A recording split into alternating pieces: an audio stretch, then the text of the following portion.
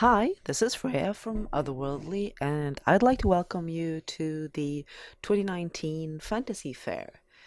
I've chosen to start my exploration. I'm going to look at a couple of the Sims in this video, and then I hope to take more photos of the other ones, but this will be some of my favorites. So we are starting at my very favorite Sim this year. Um, it's a bit of a tradition for me to think that the best sim is the one built by Alia Barak of Fallen Gods, and this year is no different. The Midas sim, inspired by ancient Babylon, from the gorgeous gates and the hanging gardens. It is absolutely amazing. There are so many places where I could see doing photos on this sim, and I would really like to just move into this place. I'm actually going to give you a little bit of a cam around, if I can manage to do that in a tidy fashion, to show you a little bit more of the sim. Going out like this, you see it's sort of symmetrically built around a harbor, and then with this citadel in the middle, all these beautiful nooks and crannies, or there's these beautiful elements of the city that aren't even shops. It's just there and being very, very pretty. I think they're actually restarting a couple of the fair sims right now, so that's why you're seeing beautiful blue water around it, rather than there you're seeing a little bit of the neighboring sims. Absolutely beautiful, I think. Let's see if I can pull up straight up as well and show you this tower. You see how high it goes. Very impressive. So yes, this is definitely my favorite this year, and I've decided, I'm just gonna see if I can find myself. Oh, here, I just have to show you this as well. The designs here, down here, of course, all based on the actual designs from Babylon. I believe it's called the Gate of Marduk or something like that, unless I am completely confusing my names here. But the blue stone, the which I think is made with lapis lazuli, crushed up and made into a pigment and sort of glazing the stones, and then obviously gold. This is just amazing, and yes, I would very much like to move into the sim. Thank you very much. My avatar is perhaps not what you would typically find in Babylon, but this is the Fantasy Fair, so I have gone all in for a full fantasy look today. I'm just gonna take off this hover text here on my new unicorn friend. Let me see here, settings, hover text off. There we go. So what we've got here is a brand new release from Tegel.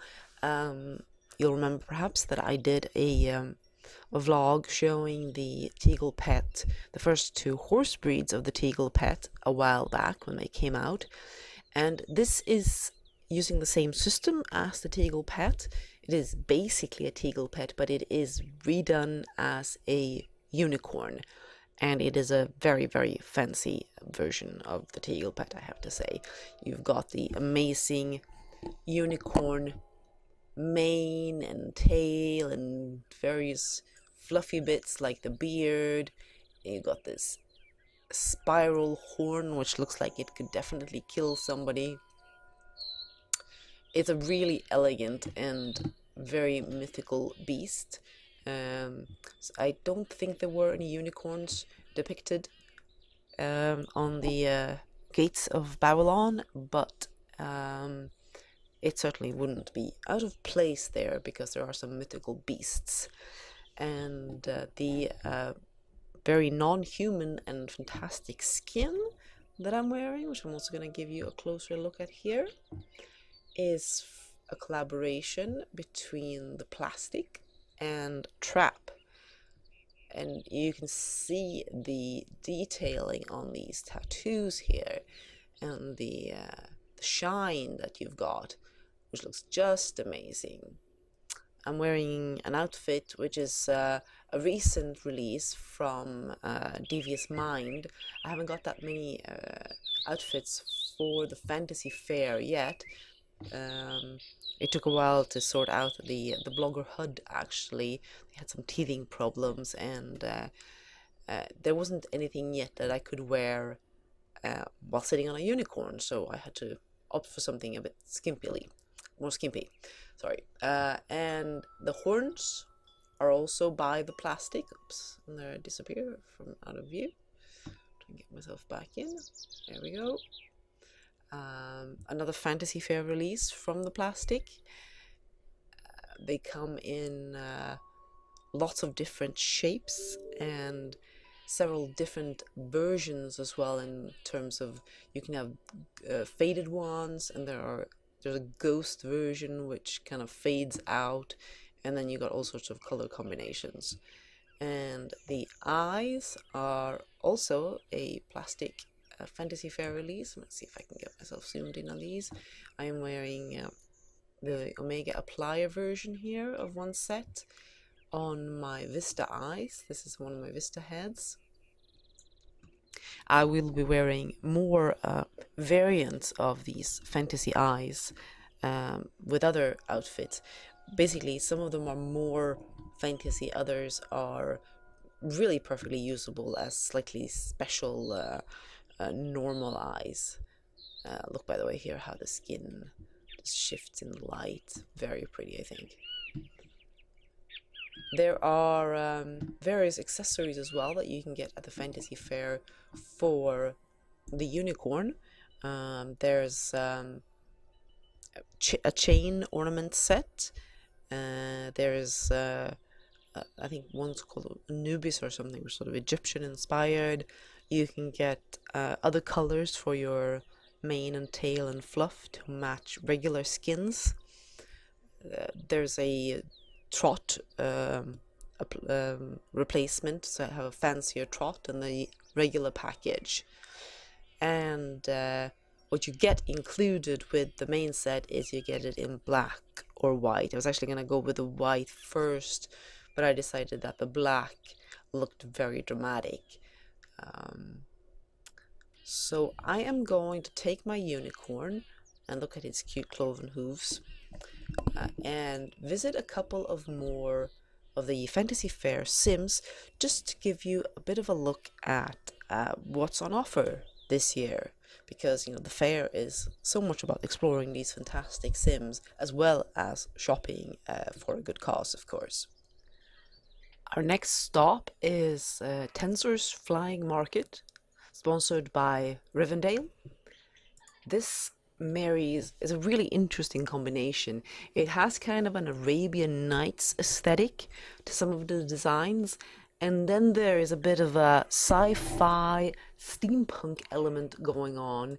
If you look at these crystals here that appear to be powering the many motors that are flying this whole market, I'm going to show you a little bit more in detail of that. And the people who are working the machinery, well, they look distinctly alien. They're little green men, aren't they? So if we come out here and down under the market, we're going to see that, yes, indeed, it's got all these turbines that are keeping it aloft. And it's flying quite high up. It's got them all around. And then if you look at the buildings and the designs here, there's definitely sort of an Arabesque, Middle Eastern, Arabian Nights feel to the design of the shops. And but everything is done in metal. So it's got a really cool combination of things. Of course, you can see some of the neighboring Sims now. It's got this beautiful lattice work on windows and such, which also makes me think Middle Eastern, and of course it's got palm trees. But then again, there are these little aliens hiding out here and there. They are riding on very modern flying carpets, I suppose you have to call them. I've of course have taken my unicorn here, and I thought I would mention a couple of more things about the Teeglepet unicorn. If you didn't watch the previous review of the Teeglepet, this unicorn has all the same features as the Teeglepet in that you can wear it, you can res it out on your land and have it wander around. If you get the no copy version, which is more expensive, sorry, the copy version, which is more expensive than the no copy, you can have as many of them as you want. I've got the no copy here, and currently I am wearing it as an attachment. I'm riding it as an attachment. I could also, where I have res it out and ride it as a rest out item, which has a few more options still. Works a little more smoothly, but the attachment version works very well here, and it is a little bit laggy, of course. It it has a few more pieces to it than the Teeglepet, and of course these Sims are very elaborate, and you know, it's only about half an hour until they will be letting the hordes in, so I'm trying to make sure I get some footage done before then. Give you another cam around here. What I forgot to do with this video, which of course I realized partway into it, is that I usually don't have depth of field on my videos. It adds a lot, of course, but it can make it a bit more difficult to be in focus on the things you want to be in focus on. I always use depth of field for photos, of course. So I do think it adds something to the video, but it is a little trickier to perhaps make it nice and clear. And I think that's it for the flying market, and we'll see where we go next. The third and final sim that I'm taking a look at for this little introduction to the Fantasy Fair is the Shrine Tree, sponsored by the Looking Glass. The Looking Glass always produces these very intricate sims, sometimes maybe a little bit laggy with all the stuff that you find on here, but they are beautiful for photos, and lots of things to explore and to discover all around it. So I'm going to try and give you a little bit of an overview of the sim and some of its features. As you can see, there's lots of plants, sort of fantasy plants, and these stone buildings with intricate roofs. Come out a little bit, and here is the eponymous Shrine Tree, with lights, and obviously a lot of the sims are designed very much with the RFL messages in mind, and remembering and honoring those who have passed away, and as a way for obviously people to share and come together. You can see that it mixes some different bits and pieces of architecture as it comes to the roof of some of these buildings. Lots of lights. It's all very ethereal, I guess is another word you could use for it, and very intricate. Now, I think there was a feature here yesterday that I wanted to... Yes! My favorite part of this sim had to be the dragons from Extraordinary that are snuggling up all over the place. I think they are basically sized up versions of one that is available as a gacha from Extraordinary, who are on this sim, and they are really just very, very precious. And here you have this flower ship thing floating across the sim. I'm just gonna try and find myself again. That might not be so easy. Here we have the border to the next sim, and I'm just gonna finish off by, once I find myself, there I am, talking a little bit more about the skins from the Plastik. Plastik and Trap, I should say, they are a collaboration using the fantasy skin base of the Plastik with these ornaments. I'm thinking that the Trap has had quite a hand in as well. And what you get, as usual with the Plastik, is that these skins have appliers for everything. Every conceivable body and every conceivable head as well. There's eyes included with the skin if you don't want to use other fantasy eyes, for example. Pedicures for matching and manicures for matching nails. I think the tattoos are also available separately. I'm going to just dive into my inventory and confirm that. If the lag doesn't prevent me from doing so. Let me see here. If everything just loads, which it may not right now. But I could also add that these skins are available in a large number of color combinations, and they are available for male and female avatars. There we go. We have the Amathea skin. This is for females, and it's the Adicea version. And yes, as you see, the Omega body tattoos and the Omega face tattoos are available separately. You have a skin base as well if you just want to. Well, actually, that's sorry, that's the system one. And then you have all these different appliers, various eyes, a couple of face add-ons, sort of some basic lip options. And I'm just going to give you a look at the previewer as well, to give a sense of how many skins there are. Again, we will see if it actually loads in this region and with the wind light and everything on.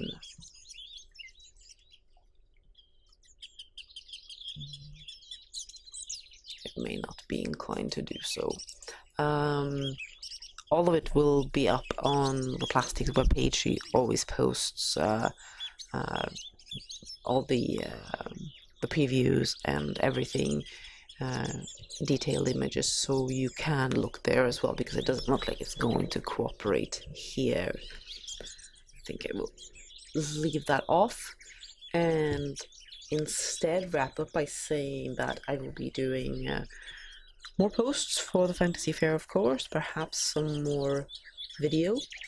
I certainly hope to show off more of the unicorn. Right now you've really only seen sort of the idle animations. It's a little too laggy to try and ride around here, simply. And so I'll have to do that back home somewhere. And